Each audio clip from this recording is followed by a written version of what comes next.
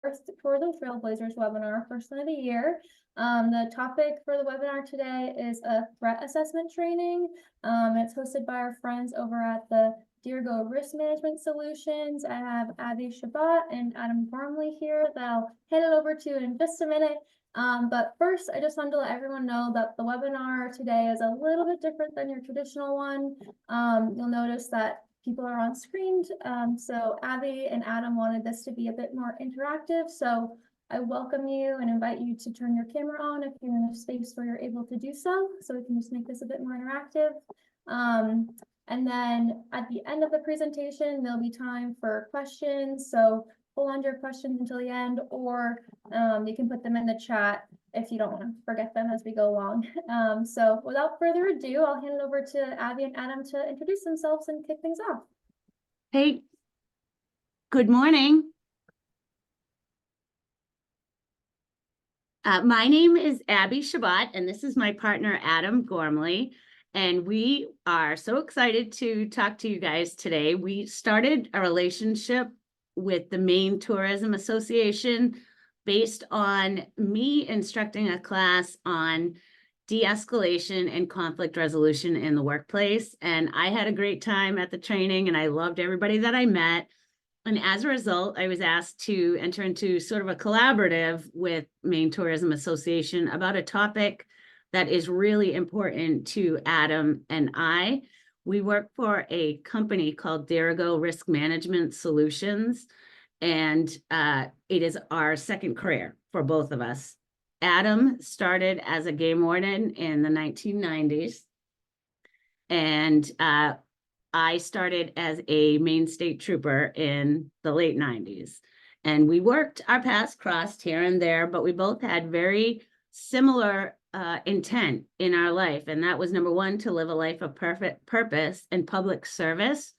And that meant being a servant to the public. And what I know of Adam and what I know of myself is that it was our privilege to work for Maine citizens, and it meant everything to us.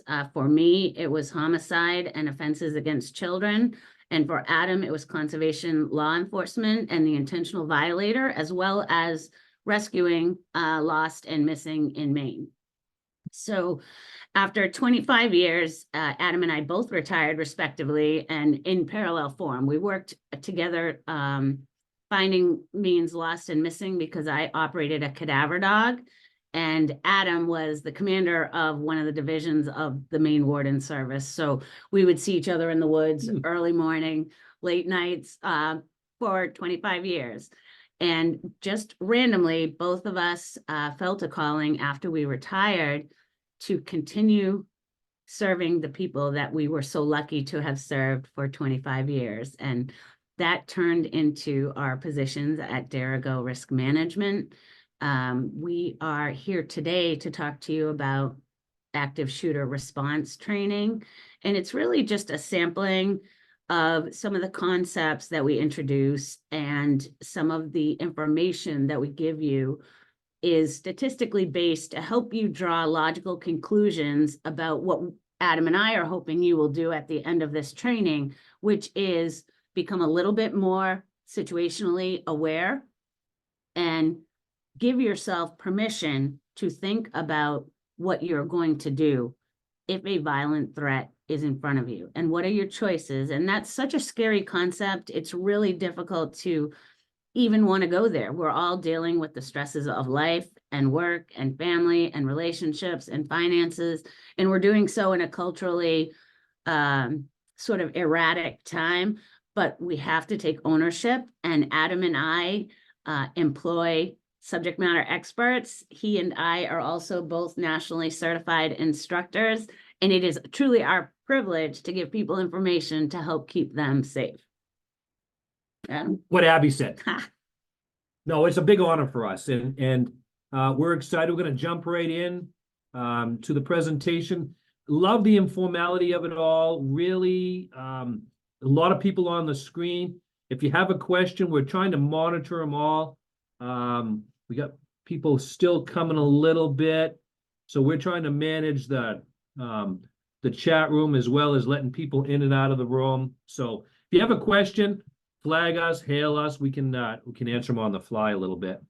But if you want, we'll jump in. We have a little presentation just to kind of keep us on track a little bit. I'll share my screen, and we'll jump in.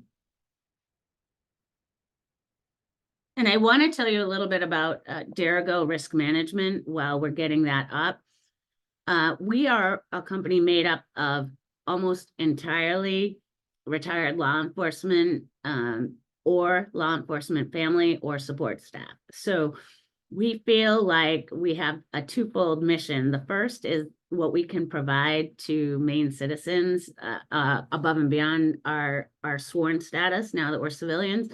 But also we can show Maine citizens exactly how inclusive, patient, and trauma sensitive we are.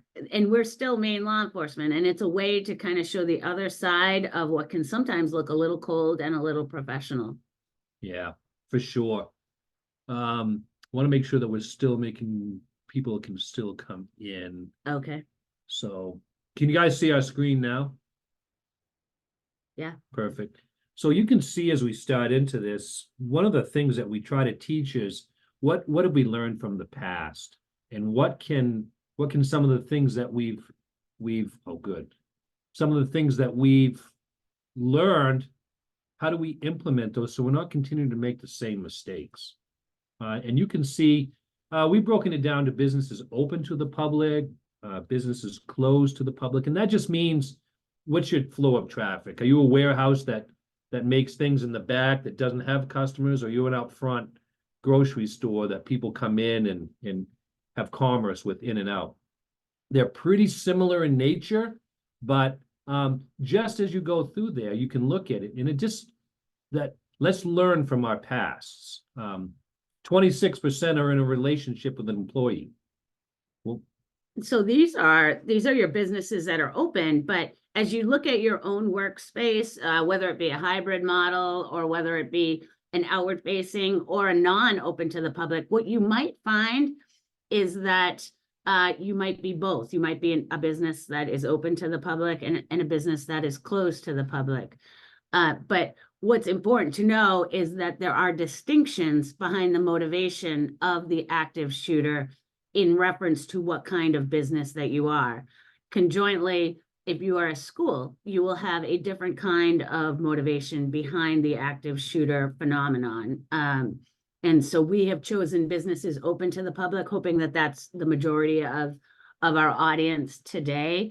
And of note is in the last 15 years, all but 2 incidents involved one single shooter. So in the October 25th incident that we had in Lewiston, there were swatting reports. Swatting reports generally accompany any large-scale criminal event. People listen to the scanner and they jump on board, and people do that for good and call in tips that they think may be viable. Alternately, other people with less desirable motives will call in and say, oh, I think there's an active shooter here, or there's also another one here. And what we know is statistically, it is usually not likely, meaning we've had 2 incidents across the nation in 15 years. We predominantly see one active shooter with a specific motivation.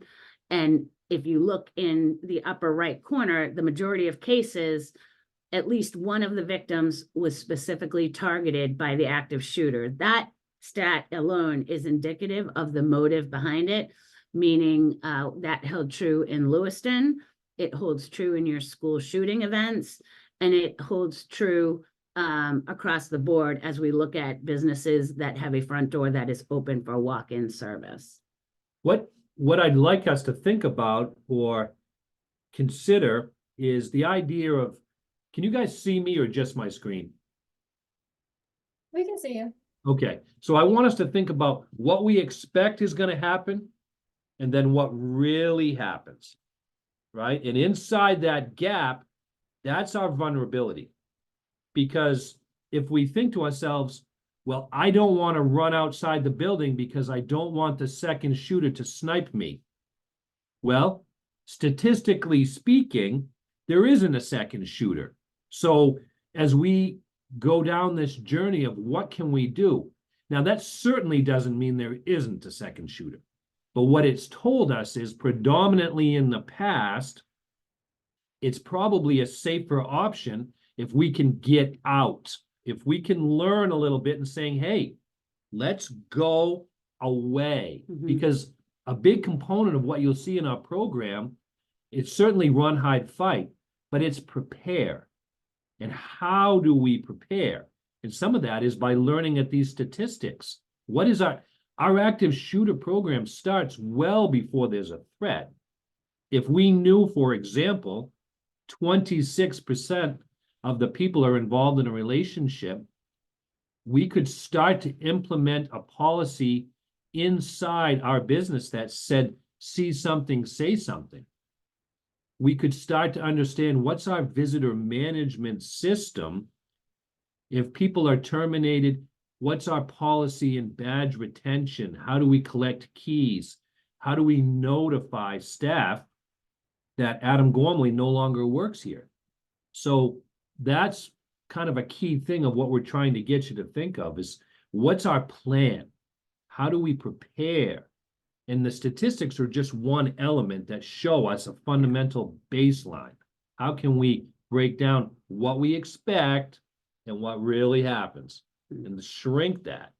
And the reason why what Adam says is so true is that when we are in a time of trauma or of crisis or of shock, we're unable to make truly logical decisions.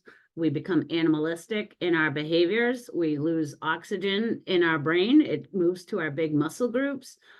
And we are in that fight, flight, or freeze mode. And that is not the decision-making portion of our brain. So the preparedness piece is not only a way to identify what our vulnerabilities are, but it's also the way that we are going to make solid decisions that we can remember because we've practiced and prepared in times of crisis.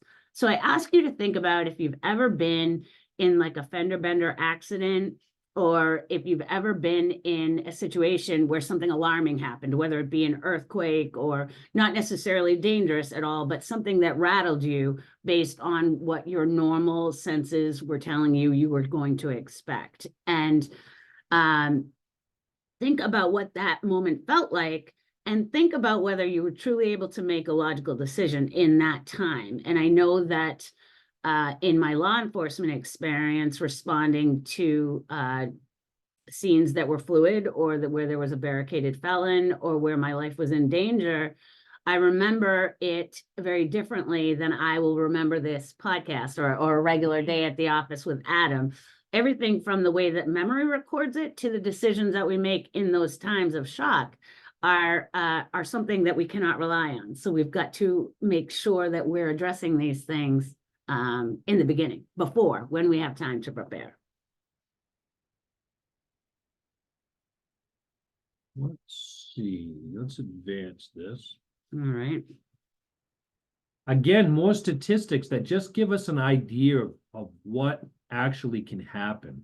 And as we learn our lessons from here, we plan ahead. We start to understand what some of these are and where's the mental health? What are the problems in interpersonal interactions? And why is there a pattern of people saying that doesn't surprise me, or that person gave some sort of a sign? Are we looking for that? And so we, in our workforces in Maine and in America, have become really good at HR policy and procedure and taking care of people's privacy rights and respecting some of the unique qualities that make them or are protected status factors. And in doing so, we really silenced people from saying, you know what, something seems amiss with so-and-so. And we don't want to judge somebody's mental state, because we all know that we're dealing with all sorts of challenges ourselves. But the problem is we have got to find that balance between respecting people's rights, employee rights, and HR policy and procedure. And I am concerned about so-and-so because it sounds like what they're saying is that they're having a lot of problems at home and it's escalating. Is that potentially a vulnerability for your workplace. And how do you navigate that? The best thing we can do is if we see something, we say something. Everybody is wrong every day. Everybody makes mistakes, and that's okay. And everybody deserves privacy and respect. And we're certainly not saying it's time to gossip or it's time to violate policy and procedure. But unless the decision makers know that there's a potential risk among their work staff, they can't do anything about it. And there's a subtle and prudent way of doing it that can help get that collection of information to maybe predict that something dangerous could potentially happen and give people time to make decisions to thwart that. Why is Tammy constantly being dropped off by the same person who sits in the parking lot, doesn't talk to anybody, and waits for Tammy to get out? That's what we're talking about. So stats, I mean, they're helpful to us. We're learning from them. We're constantly learning. And they're, like Abby said, different classes have slightly different statistics. So some of them, this one, 24% have been terminated or suspended, businesses closed. Well, you could increase your active threat response if you had policy in place that said, when you're terminated, we collect your access keys, your swipe cards. We've notified everybody that Adam Gormley no longer works here. And can it be changed so that it's not an HR violation or an employee rights standard to say Abbe Shabbat has been fired or is no longer working at Dirigo RMS? If you see her, please notify HR. That's not so wrong. Right.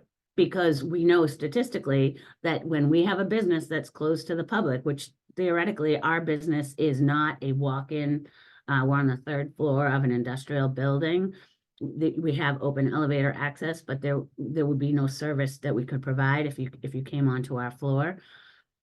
Abbe Shabbat is, or a ex-employee, is 1/4 of the cases. I have some sort of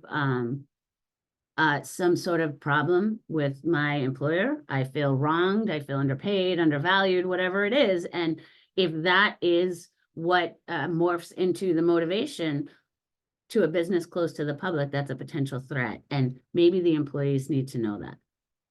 You look at the statistics here as we go forward, as we move into our responses, but we say here, as former police officers, when seconds count, the police are minutes or away. What are you going to do? Statistically, these end in 5 minutes. The average response, certainly in Maine, far exceeds 5 minutes. How do we start to understand, right? Mass casualty incidents. There's some definitions, right? We've had 2 in the state of Maine this year. So how do we start to understand this as we look at our facility? If we thought about this, right? What's the message that we're sending to our customers, to assailants, to threats? How are we deterring that threat? So in class, we'll talk about what does that mean? And do you have a policy that says, hey, you have to wait here till somebody comes to get you? The detection, do you have things in place that have allowed for a mass communication? Do you have a virtual reunification? Do you have a physical reunification? How do you tell other people in your building that there's a threat? And then lastly, what do you do? What's your standard response protocol? Do you know what run, hide, and fight actually feel like and look like? And so I want to tell you a story about an incident that we had a couple of days ago where we went to a bank to talk about active shooter response training. And we are right in the midst of the community where the Lewiston incident happened. And so that means we've been doing a lot of work with local businesses, and we really renewed our effort to get into Maine businesses to train active shooter response training, but also to be a resource to our brothers and our sisters that responded to that night and support the families that are victims of the attack. And so we are at a local business and they absolutely want active shooter response training. But one of the questions that they posed is, hey, we talked to our insurance agent and they said that we didn't really need to worry about it because statistically, because we just had one, it's really going to be a long time before we get another one. And Who comes up with that? and although we rely on statistics, I want to underscore that our statistics come from the Secret Service, the FBI, and from a long-term active shooter response study that occurred from Stanford University. And they compiled data to help us make decisions. Conversely, statistics are not infallible. You can twist them any way you want. But what I can tell you is that Adam brings up the terrific point that we've had 2 active shooters in 7 months in the state of Maine. And the first one was in June, and it was an intentional killing of 4 people in Bowdoin. And that turned into an atypical active shooter scenario where the suspect in the killing of the 4 intended targets in Bowdoin was now shooting his way down 295 in Yarmouth. And so it doesn't fit the typical model of what people envision or what we've been desensitized to see it as from the news. But I would suggest to you that the reason why that was not much more successful of a mass attack is because it's really hard to shoot moving vehicles from a moving vehicle. But it really negates the fact that an insurance company would tell a business, you don't have to worry because statistically we've already had one, so we're not going to get another one for a while. That is information that Adam and I really want to work super hard to dispel, because just because there's a shoplifting at a store one day doesn't mean that they're not going to be shoplifted again that day. It happens over and over again, and none of us can truly predict where, so we have to start getting ready now. Just because statistically there aren't 2 shooters doesn't mean that the next one isn't going to have 2 shooters, right? Statistics aren't predictors. I was really frustrated when I heard that, because I thought, wow, that's not decreasing our gap, our vulnerability. Mm-hmm. So and we know that it's a balance, right? We do not want to add stress to people's lives, and we don't want to have people operating at a level of such awareness that they've truly reduced the quality of their lives. And sometimes when we do site assessments and building assessments to address like the physical brick and mortar vulnerabilities, we eventually end up at the conversation of, yes, we do want to address your vulnerabilities, and we want to look at the balance between money and repairs or upgrades that might enhance your security. But nobody wants to go to work in an iron fortress either. We all want a robust quality of life, and we all want a strong work-life balance that helps us get the best out of our workday and the best out of the one God-given life that we have. So in light of that, we are going to try to get you to desensitize the topic so much that you can address your vulnerabilities and prepare. And think about this. Think about the fact that you can use the emergency door if that's the closest exit. We walk by emergency doors all the time because if we open them, the alarm is going to sound. And we know from watching surveillance footage of active shooter incidents that have already occurred that people are running right by windows and doors because they don't think of that as the quickest way to escape. The model that Adam and I and Dirigo Risk Management have chosen to teach on is the run, hide, fight model. And that we've added the prepare ahead of it, but it's actually the federal HSI model of active shooter response. And it's meant to be interchangeable. We've really gone over prepare very well, but we want you to know that running away is always your best chance, because if you run away from the scene, you cannot be hit. We have so many factors that we cannot articulate because the person that is allegedly in control is the actual active shooter themselves. But if we can remove ourselves from the building, from the scene where the shooting is occurring, that is our safest bet at all times. And practice looking at all of your egresses in your room, in your house, in your workplace, in the grocery store, and it only takes a second. But if you think about the fact that you can get out of a second-story window with a broken bone, but yes, with your life, that's worth it.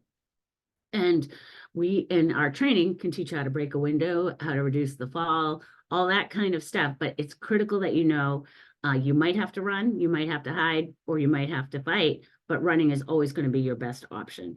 Don't get your belongings, just leave the building. It's so hard to imagine that someone would come back for their cell phone, or someone would run back in because they left their purse.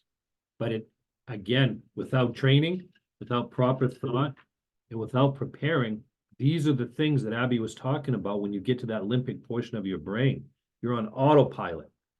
You will absolutely run by the emergency door that says alarm will sound, because no one has ever actually opened the door. They don't even know if the door works, because no one has ever tested it. We don't open that door because the alarm will sound. Mhm. So where's our preparation? But running is our best option. We were training on one of the things, and Eric Baker is one of our instructors, retired lieutenant from the state police. And he brought up an interesting point. He was on governor's security. And he said, what's the one thing that we do every single time when there's a threat with the governor? And they didn't know. And he says, we run. We don't try to fight. We try to get the governor, the president. We're leaving the threat. Right. And it drove that point home. Let's get out. And so the second element that we spend a lot of time when we train people in-house, and you are up and you're on your feet and you're in workspaces and you're in buildings, you're in fields, trying to look at what am I going to do if such and such happens. And another very viable opportunity, if you cannot run, is to hide. And so I'd like you to look at your workspaces, look at the doors you have. Do you have more than one door?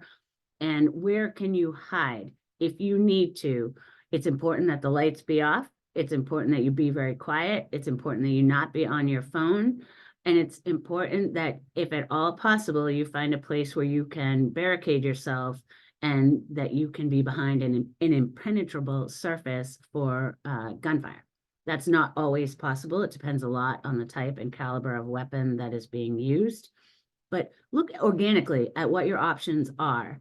And we do a lot of practice with this, and that includes barricading your door, which means making it impenetrable or unlikely to be penetrated by an active shooter.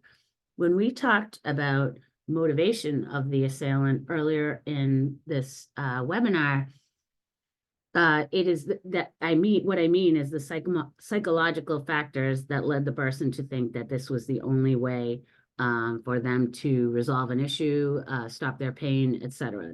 Active shooters, by and large, do not think that they're going to get away with it. They don't think that they're going to live through it.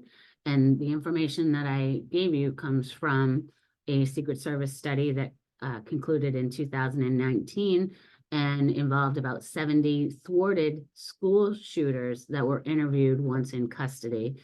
And none of them plan to live. Most people don't live. Most people don't think that they're going to go to court and be found not guilty.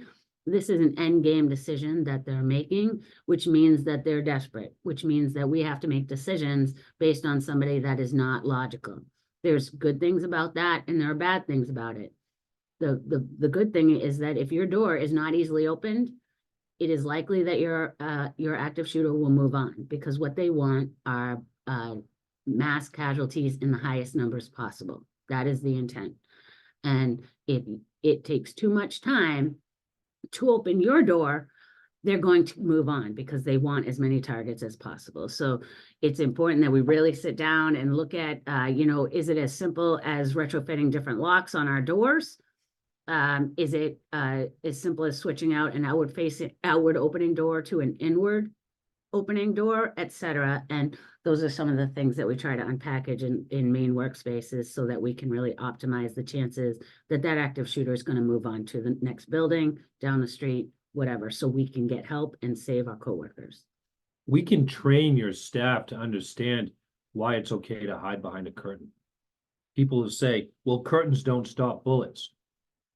But we can show you that active shooters are looking for soft targets. They want to see a target, and when they don't, they're likely to move on to the next. Mm-hmm. So if you weren't able to, If you were simply going to hide behind your desk and remain quiet and motionless, your chance of survival significantly goes up because they're looking for those soft targets. But if you don't know that, or your staff doesn't know that, we've lost that preparation piece. So, right, you can hide behind a curtain in an active shooter scenario. And so then lastly, we get into the opportunity or the reality that at some point we might have to fight. And these are interchangeable. They are tiered again in priority. Running is the best, but you might run and then all of a sudden realize that you've run into the wrong location and now it's time to hide.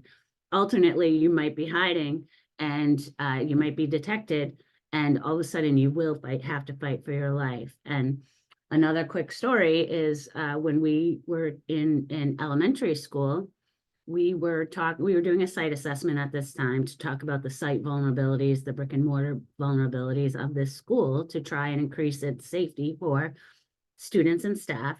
And in doing so, we interview people and we talk about what is their comfort level and what kind of things do they worry about when they're at work. And one of the teachers was an elementary school teacher, and Adam asked her if she would throw scissors, because we look in the workspace and this teacher has baskets and baskets of little kid scissors, the green ones. And she said, oh my God, I would never throw scissors. Oh my God, I spend 2.5 hours a week teaching first graders how to walk safely with scissors, cut safely with scissors, and safely store scissors. Well, what if you had to save one of those little kids' lives? Would you start throwing scissors? And once this teacher had permission to think about that, throwing scissors is not that bad of an idea. And when we have to fight in order to save our lives. This is not a slap. This is not anything that should be taken lightly. But at the end of the day, what do we have in our workspace that we can use in a moment's notice, not necessarily to win a fight, but to distract or delay enough so that we can maybe choose to run? So that looks like a whole bunch of different things. There are a lot of people who are taught from a very young age to be hands off. And we want you to know that you have to get your head around the fact that maybe you will have to save yourself. And what does your workspace look like? And what are viable weapons? As you look at that, I'd like you to consider that your active shooter, as we talked about just a minute ago, has no real intention of making it out alive. They may intend to get out alive from the animalistic perspective, but from the logical perspective, they're walking into these events knowing that this is the end, so to speak. So in light of that, I want you to think about the fact that they are probably not in logical state of mind themselves. They are going to be very erratic. Their heartbeat is going to be erratic. They're also going to be operating in the limbic phase of their brain, so they won't be making logical decisions. And we also know that most often an active shooter is no more an accurate shot than any other human being is. Target shooting is a lot different than a fluid and mobile gunfire projectile scene. And so that means that you have great chances, if you throw a lamp at somebody, that they're going to use the involuntary movement and try to go like this, or they're going to duck. And is that your opportunity to kick the weapon? Is it your opportunity to shove them and run out the door? And again, we can't give you the answer to every possible scenario because we're simply not in charge of those tragic events. But what we can do is get you to sort of visualize what those things look like so that they can happen more quickly in the event that we need to do them. If you or your staff are not empowered to make these decisions, it's likely you won't make them. We've seen receptionists, frontline people that when asked in a scenario, would you leave your storefront? Would you leave the office? And predominantly we get answers like, well, no, I have the cash box, or no, I wouldn't leave the cash register, or no, what about the files? And they've never been given the authority to, and you think to yourself, well, that's not true, Adam. We have an active shooter. Everyone would know you'd run. No, that's not true. The truth is, we'll go and revert back to our lowest level of training. And if what we expect and what's going to happen, we think we're going to run, big negative, we're going to stay because we're supposed to. What What if if the boss comes back and I'm not here and the cash register is wide open? Right. So where's your preparation? What does fight look like? The teacher would not throw scissors. Now, logically, when she came to the conclusion, but her first response was most likely her actual action. Right. And just like we check for our phones 10, 20, 100 times a day, right? Oh, we're going to the grocery store. Got to grab my phone. Got to grab my phone. Got to grab my phone. That is what we'll revert back to when it's time to leave. And we see consistently on surveillance footage of active shooter incidents, people running back to get their phone because I can't leave without my phone. That's what we remember. So we're trying to just reverse that a little bit. And remember, we want to reverse it not only for this active shooter topic that we're talking about today, but in a generalized sense of situational awareness. We are so in charge of our own safety, and we are really in charge of whether we're making a decision that we're going to be a quote unquote soft target. That's that easily targeted and easily injured person. And what makes someone a soft target is when they're not situationally aware, when they are on their phone as they leave Walmart and they park in the same section of the same parking lot that they do every single time that they go to a location. These are people that don't look around when they leave the door or when they leave their business at night and lock the door. They're not looking around. And when we're not looking around, we're disabling our senses that are built in to keep us safe. So we want you to not only do this in your workspaces and in your private homes, but we want you to kind of adopt an overall sense of, I'm taking responsibility for my safety. And I know from my time as a homicide detective that making strong and consistent eye contact with people will thwart many attacks. And the reason why that is, people do not want to be identified. And also on a nonverbal or on a subconscious level in American culture, staring someone in eyes is meeting them. And that is a sign of strength. If somebody is looking down and they've got arms full of stuff and then they've got their phone, how can that person defend themselves?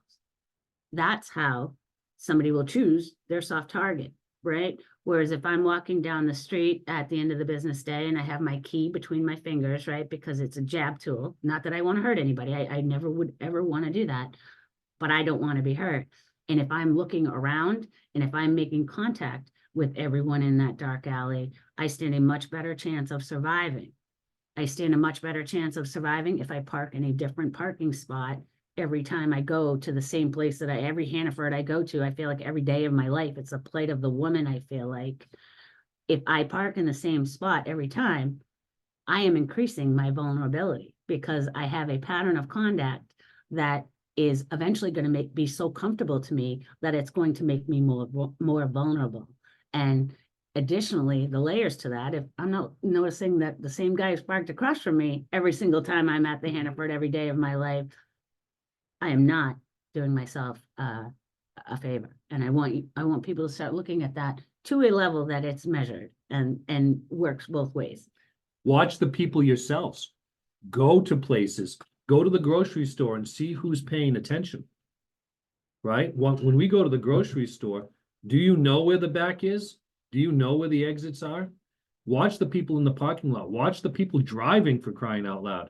They're all on their phones. People at the mall, there's very, very limited situational awareness. It's frightening. Your chances of survival significantly go up when you start to pay attention to what's around you. Right. Why is that? And it doesn't necessarily mean that they're an active shooter. But why would somebody be wearing a winter coat in the summer? It doesn't make sense. Avoid that conflict. Correct. Kim and I, my wife, in Washington, D.C., I'm not a big subway person. We don't have a lot of those in Auburn. We're on the subway. This crazy person gets on the subway. He's all wigged out. I get off the subway at the next spot. He goes his own way. I get back on the train and I'm back on target. I have no idea. Doesn't necessarily mean he was an active shooter, but it was out of the ordinary. I need to be responsible and take charge of my safety. We just simply get off. Where are you? This whole course is designed to teach you and your staff that. How do we prepare? How do we run? How do we fight? What's the reason we hide behind curtains? How do we bring a stapler to a gunfight? And we put a lot of energy into practice. We have scenario-based, reasonable training that leave a mark on your team and your staff in a positive way. It empowers your team to feel like, you know what, we can actually do something. I'm watching the clock and I want to turn it around and make it into a little bit more of a positive. I know that we're throwing a lot of information at you. Usually our training is about 4 hours. So, but again, please remember that it's our privilege that, you know, every time we are in front of people, we feel like we have the opportunity to give somebody a nugget of information that will help increase their safety out living their life. But I want to show you one other slide that is really important. We try to finish our training with this and with a debrief, right? A trauma-informed debrief. But we turn it around because we do tactical first aid. Some people call it field first aid, and other people call it the trademark Stop the Bleed. But basically, it mirrors the concept that I brought up earlier about the fact that your active shooter assailant is not a measured sharpshooter or sniper. They are randomly shooting, and that means that the targets that they are hitting are being hit in all sorts of different locations on the human body. Also, whenever you have two bodies in motion, the bullet is going to travel in a straight line by and large, and so all different parts of the body will be hit.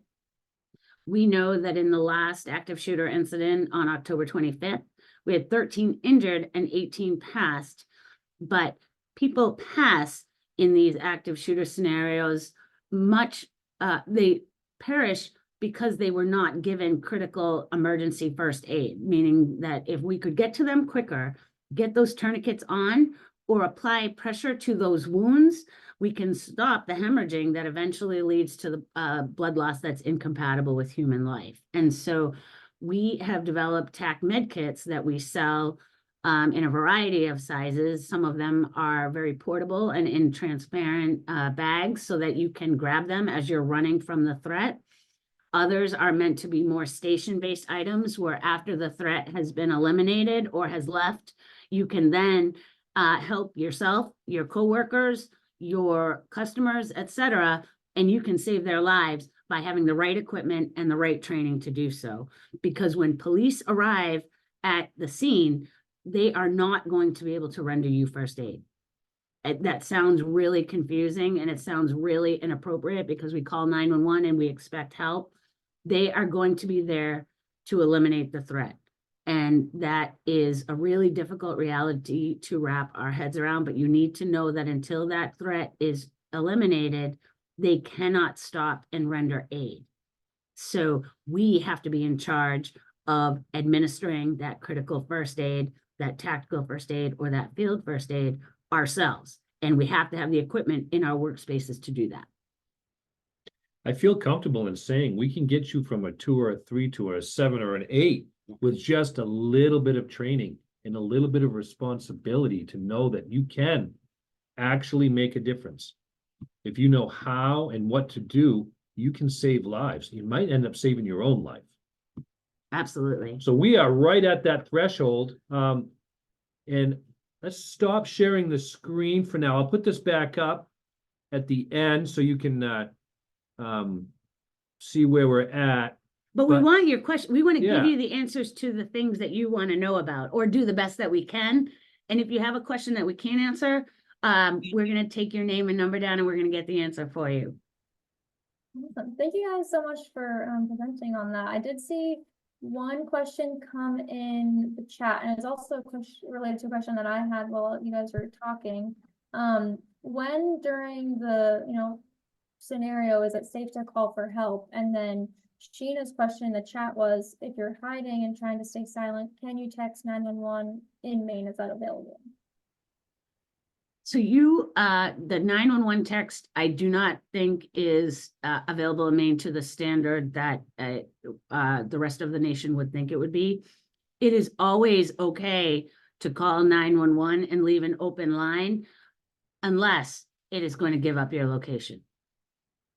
And you have to remember that in these incidents, by and large, even in our most rural locations, an active shooter is going to garner dozens and dozens, if not 100 or more 911 calls. Mm.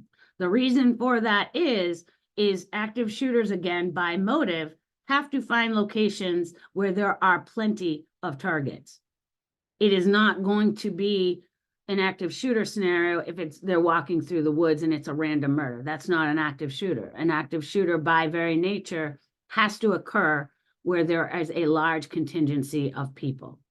So if you have felt that you have run away and are out of danger, you should call 911 and you do not have to talk. But you should know that if it's going to give up your location, it's a hard no and someone else is calling 911, so don't worry. Also, when we call 911 and there's an active shooter, there's something called the standard response protocol that is activated. And when we call 911, we tend to be pretty volatile. We're pretty upset. We're in shock. We're not talking or thinking logically, remember? And so we'll want to regurgitate the information that we think that the dispatcher needs to save lives and get the attacker. However, what you need to do is answer questions. The dispatcher nationwide, this does not matter if you're on the East Coast, the West Coast, etc., say, I am in an active shooter situation, and they will start asking you rapid fire questions, and they will not necessarily have anything to do with your physical or mental well-being. They will have to do with questions meant to quickly identify the target and eliminate that target. So when you call 911, if none of you have called 911 before, and certainly I don't ever want anyone to have to be in this situation, call 911 and wait for directions. The questions that they need the answers to will be asked of you, as opposed to you saying there's a guy with a blue shirt and he's murdering and he's blah, blah, blah, blah, blah, blah. That will not be what your experience is. They'll tell you, stop talking. This is the information that we need to know. And know that they've already sent help. They're multitasking. Mhm. They're not waiting 5 minutes of questions before they decide whether they're going to send help. They're sending help right now. I mean, they're People are on typing, their way. talking, Yeah. people are communicating. That's a major incident. So people have asked us, why aren't they sending help? Mhm. Well, they are, but they have a standard protocol of what they're trying to gather the most because we have prepared. So know that they're sending help. What else do we have for questions? What are your thoughts? It's a scary topic. Yeah, I welcome people to, unmute yourself and ask a question. Oh, Tom Butler, Yeah. here's your hand. You can unmute yourself. You're on, Tom. Welcome to the Abbe Adam show. We can't hear you, Tom, if you're talking.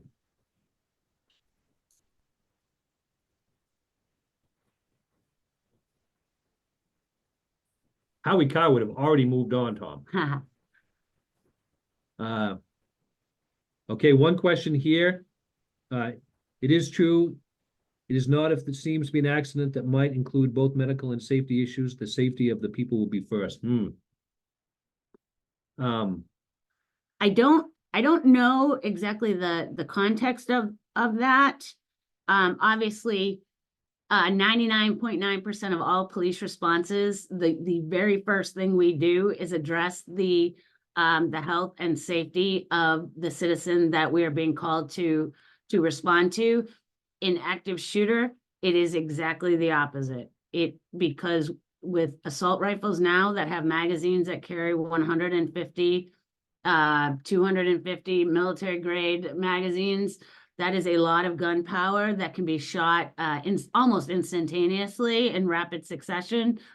We cannot address the person who is bleeding and injured and in need of critical first aid until we have done what we can to make sure there is no more loss of life from the active shooter themselves. We are training our police officers to stop the killing, not stop the dying. They are actively trying to stop the gunfire. And the sooner they can do that, the sooner EMS, fire, and medical can get in and start saving lives, and police can start saving lives. Kira also added a question in the chat. It says, in another training, I was taught that the active shooter has tunnel vision. What are your thoughts on that? Absolutely. Absolutely. Tunnel vision is another word or another phrase that is intended to reflect upon our animalistic sense of survival, which is, again, this isn't your amygdala, this is the back portion of your brain. A lot of your language, formative thought, logical sequence comes here in the front. But if you think about the gazelle who's drinking at the water, they're looking at the water, right? Because they've got that long snout and they look up.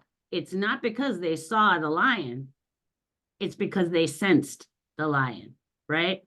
And that is our animalistic sense of survival. And if we really enhance our ability of using our five senses when we leave a building at night, as opposed to on our phone, checking for our pocketbook, making sure we have our computer to work at home, if we're actually looking around, we're going to open ourselves up to the possibility to see something dangerous or sense something dangerous.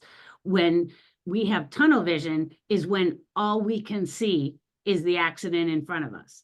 Alternately, because that animalistic fight or flight limbic phase happens to the active shooter as well, their things like their sharpshooter ability, their logical thinking are also going to be thwarted. It's kind of like when your mom may have told you when you have to speak in front of the group or give a speech or a presentation, envision everyone in their underwear.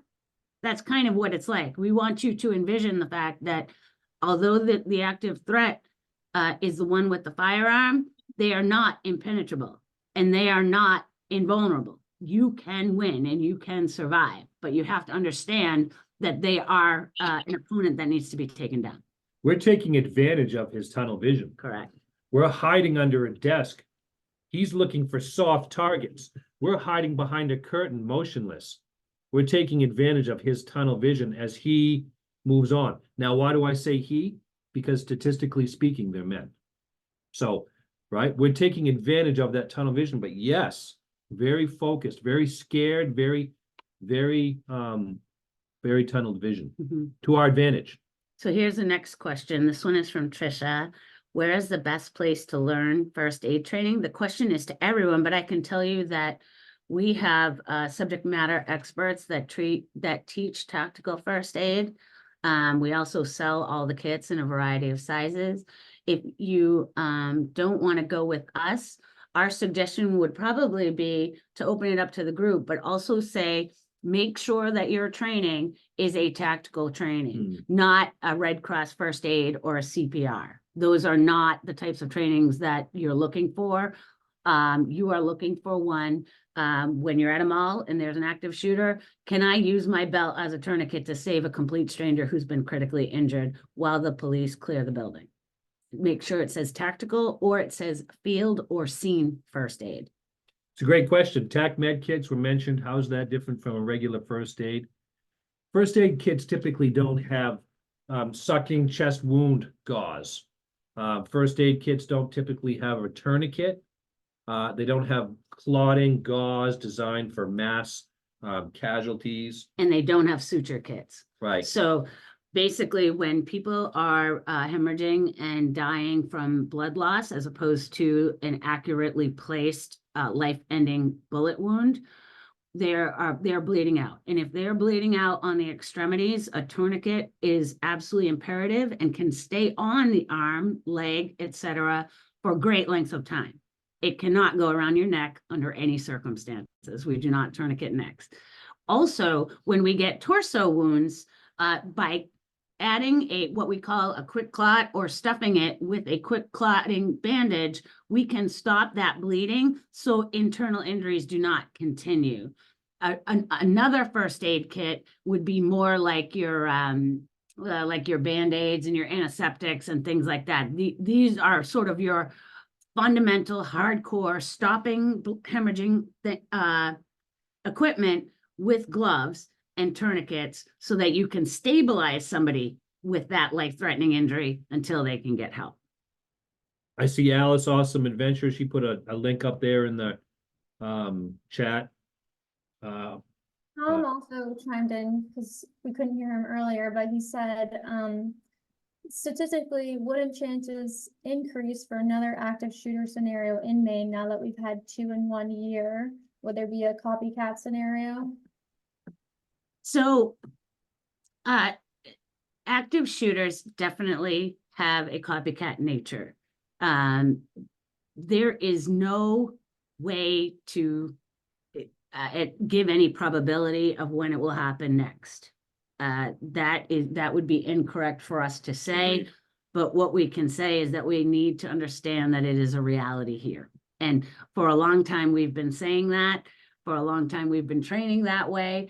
But the problem is Mainers, blissfully thought that this idyllic and beautiful and really strong, independent community of people with great values that make up the state of Maine, it's not going to happen here. And unfortunately, we lost our innocence twice this year. I don't see any other questions in the chat. If anybody has any last minute burning questions, feel free to put them in the chat or unmute yourself. If you guys want to put your contact info back up on the page before we wrap things up, that would be great. Yeah, let's throw it on there right now. Contact you. And this one says Alice's Adventures offers training on first aid. That comment is to everyone. And now That's no. you can reach out to us via email.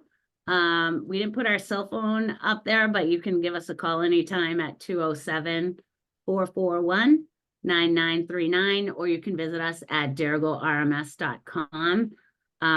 Again, this is such a reciprocal opportunity for us, not necessarily to provide training, but just for the fact that every person that we can get a level of empowerment or awareness or preparedness is it's just amazing. We're so happy to do it, and we want you to know it is us against them, and that with a lot of good information we can drastically improve our chances of survival when we never know when it's going to happen again. Come train with us. We change behavior, right? That's how it works. So appreciate the opportunity, guys. Yeah, thank you both so much for joining us. I know this topic is something that's incredibly important to be educated on, especially, in the tourism industry, having forward-facing businesses that are open to the public and even, the closed door businesses. So really, really appreciate you guys taking the time and hopping on today. But with that, we hope you guys enjoyed our webinar, and the next one's going to be on February 13th at 10 a.m., the second Tuesday in February. And the registration info for that's going to be going out in the Weekly Insider. And then just also as a reminder, we do record these. So if you want to watch them back or share with some of your staff members, the webinars are stored on our website, and the link for that also goes out in the Weekly Insider. So yeah, we hope you have a great rest of your day. And thanks so much, Abby and Adam, again for joining us. And we hope that you reach out to them and if you need their services for your business. Thank you, team. Thank you. Have a good day. Bye.